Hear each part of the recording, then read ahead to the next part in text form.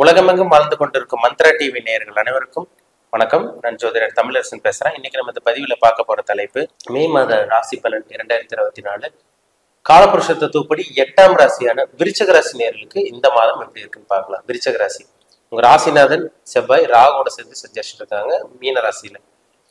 இந்த மாதம் கொஞ்சம் கவனமா இருக்கணுங்க விருச்சிக ராசி நேயர்கள், சரிங்களா? ஏன்னா உங்க ராசிநாதன் ராகுவோட போய் இருக்கிறதுனால கொஞ்சம் எச்சரிக்கையா இருக்கணும். யாரையும் நம்பக்கூடாது. இருந்தாலும் எல்லாத்தையும் சமாளிப்பீங்க. ஏன்னா உங்க ராசிக்கு 7ஆம் இடத்துக்கு குரு வரப்போறார் மே மாதம் 1ஆம் தேதி. மே மாதம் 1ஆம் தேதி குரு பயிற்சி நடக்கும். உங்க ராசிக்கு 5ஆம் அதிபதி குரு 7ஆம் இடத்துக்கு வருவார். உங்க ராசி பார்ப்பார். எதையும் சமாளிச்சிருங்க. இப்ப ராசிநாதன் கெட்டு போயிட்டாரு, ராசி நல்லா இருக்கு, அப்ப சமாளிப்பீங்க. ராசியும் கெட்டு போய் ராசிநாதன் கெட்டு போச்சுன்னாதான் உங்களால சமாளிக்க முடியாது. ரெண்டுல ஏதோ நல்லா இருக்கணும். இல்ல ஒண்ணு கெட்டு போய் ஒண்ணு நல்லா இருந்தா கூட ஓகே தான். இப்போ உங்க ராசி அதிபதி கெட்டு போயிட்டாரு, ஆனா ராசி நல்லா இருக்கு, சரிங்களா? அப்போ ஒரு 50% இந்த மாதம் நல்ல ஒரு மாதம் சொல்லிடலாம்.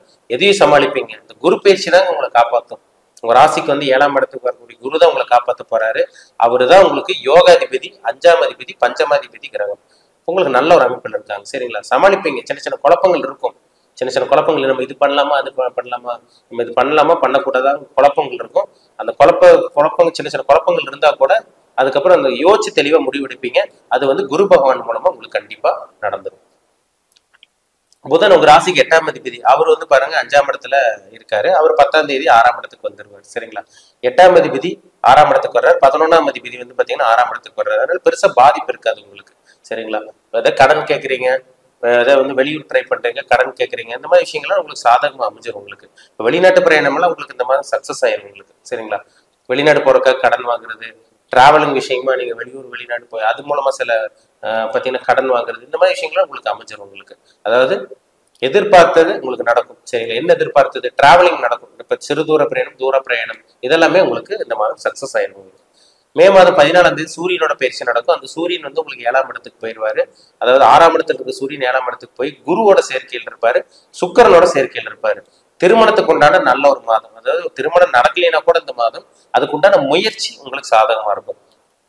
நிறைய வரன் பார்த்துட்டு இருக்குங்க சார், முயற்சி பண்றோம் ஆனா பலன் கிடையாது, எவ்வளவு முயற்சி பண்றோம் எல்லாத்துக்கும் கல்யாணம் ஆகுது ஆனா எங்களுக்கு ஆக மாட்டேங்குன்னு சொல்லிட்டு இருக்க விருச்சிக ராசி நேயர்களுக்கு இந்த மாதம் நல்ல ஒரு வரன் உங்களுக்கு கிடைக்கும், பயன்படுத்திக்கிங்க. ஒரு சில பேர் எல்லாம் பாருங்க, விருச்சிக ராசி நேயர்கள் பிரிஞ்சிருந்த கணவன் மனைவி ஒன்று சேர கூட இந்த மாதம் வாய்ப்பு இருக்குங்க. நிறைய சான்சஸ் இருக்குங்க இந்த மாதம். மே மாதம் 19ஆம் தேதி சுக்கிரனோட பயிற்சி நடக்கும். அந்த சுக்கிரன் உங்க ராசிக்கு 7ஆம் அதிபதி, 12ஆம் அதிபதி. அவர் 7ஆம் இடத்துக்கே வர்றாரு. இது ஒரு நல்ல ஒரு அமைப்பு தான் உங்களுக்கு, சரிங்களா? திருமணத்துக்கு உண்டான அந்த தடங்கள் இதெல்லாமே இந்த மாதம் விலகிடும். கூட்டு தொழில் பண்ணக்கூடிய அந்த வாய்ப்பு ஒரு சில விருச்சிக ராசி நேயர்களுக்கு உருவாகும். உங்களுக்கு சொந்த தொழில ஜெயிக்கக்கூடிய ஒரு நல்ல ஒரு அமைப்பா உங்களுக்கு இருக்குங்க. இந்த மாதம் நல்ல மாதம், சரிங்களா? 4ஆம் இடத்துல சனி இருக்காரு. 4ஆம் இடத்துல சனி இருக்கிறதுனால பாருங்க, வண்டி, வீடு, வாகனம், சொத்து சேர்க்கை இதெல்லாமே உங்களுக்கு அமைஞ்சிடும். ஏன்னா 4ஆம் அதிபதி 4ஆம் இடத்துல தான் இருக்காரு. ஒரு வாகனம் கொடுக்குற கடமைப்பட்ட ஒரு சனி. ஏன்னா 4ஆம் அதிபதி 4ஆம் இடத்துல சொந்த வீட்டுல இருக்கிறதுனால வீடு வாங்குறதுக்கு உண்டான முயற்சி, இடம் வாங்குறதுக்கு உண்டான முயற்சி இதெல்லாமே உங்களுக்கு சக்சஸ் ஆகும். ஏன்னா சனி பாருங்க, உங்களுக்கு அர்த்தாஷ்டம் சனின்னு சொல்லிட்டு இருக்கீங்க. அர்த்தாஷ்டம் சனி பாத்தீங்கன்னா பெரிய அளவுக்கு பாதிப்பு இருக்காதுங்க. அஷ்டம சனி, ஜென்ம சனி, இந்த 7.5 சனியில தான் பிரச்சனை இருக்கும். இந்த அர்த்தாஷ்டம சனி பெரிய அளவுக்கு பாதிப்பு கொடுக்காது. இதை நினைச்சு கவலையே படாதீங்க. குரு உங்க ராசிக்கு பாருங்க 11ஆம் இடத்தை பாக்குறதுனால முதல் திருமணம் இந்த மாதம் உங்களுக்கு சக்சஸ் ஆயிரும். அதுக்குண்டான முயற்சி சக்சஸ் ஆகும், வெற்றி ஆகும். அதே மாதிரி 2ஆம் திருமணத்துக்கு உண்டான முயற்சி உங்களுக்கு சாதகமா அமைஞ்சிடும். பணம் வரும் இந்த மாதம், சரிங்களா? பணத்தை சம்பாதிக்கக்கூடிய அந்த யோகம் உங்களுக்கு அருமையா இருக்கு. உங்களுக்கு 2ஆம் அதிபதி உங்களுக்கு பாருங்க 7ஆம் இடத்துக்கு வர்றாரு. அப்போ பணம் உங்களுக்கு கைக்கு வரும்னு அர்த்தம், பணம் தங்குதுன்னு அர்த்தம். இந்த மாதம் 5ஆம் அதிபதி உங்களுக்கு 7ஆம் இடத்துல இருக்கிறதுனால காதல் திருமணம் உங்களுக்கு நிறைவேறிடும். லவ் பண்ணிட்டு இருக்கவங்க வீட்டுல அக்செப்ட் பண்ணிக்குவாங்க, ஒத்துக்குவாங்க, சரிங்களா? காதல் திருமணம் சக்சஸ் ஆகும் இந்த மாதம். அதுக்குண்டான முயற்சி எல்லாமே உங்களுக்கு சாதகமா அமைஞ்சிடும். புத்திர பாக்கியம், குழந்தை பாக்கியம் கிடைக்கக்கூடிய அந்த அமைப்பு இந்த மாதம் இருக்குங்க. நிறைய ட்ரீட்மெண்ட் எடுத்திருக்கீங்க, அதெல்லாம் செலவு பண்ணியிருக்கீங்க, நிறைய விரயம் பண்ணியிருக்கீங்க, மன உளைச்சல் இருக்கீங்க.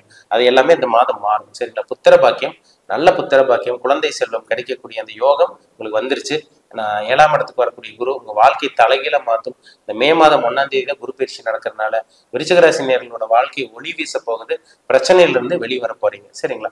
ராசிநாதன் மட்டும் ராகுவோட இருக்கிறதுனால சின்ன சின்ன குழப்பங்கள், உடல் ஆரோக்கியத்தில் சின்ன சின்ன பிரச்சனைகள் வரும். அது எப்பவுமே அதை எப்படியோ நீங்க சமாளிச்சிருவீங்க இந்த மாதம், சரிங்களா? எப்படியோ சமாளிச்சிருவீங்க.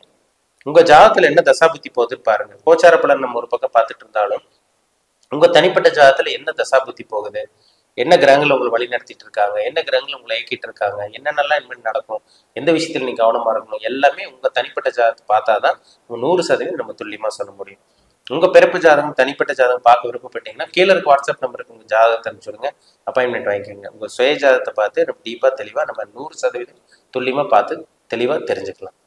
மீண்டும் அடுத்த பதிவில் சந்திக்கும் வரை உங்களிடமிருந்து விடை பெறுவது உங்கள் ஜோதிடர் தமிழரசன். இந்த சேனல் பிடிச்சிருந்தா உங்க நண்பருக்கு உறவினருக்கு ஷேர் பண்ணுங்க, லைக் பண்ணுங்க, சப்ஸ்கிரைப் பண்ணுங்க, பெல் பட்டனை கிளிக் பண்ணிக்கோங்க, ஆளுங்கிற ஆப்ஷன் இருக்கும் அதையும் சூஸ் பண்ணிக்கோங்க.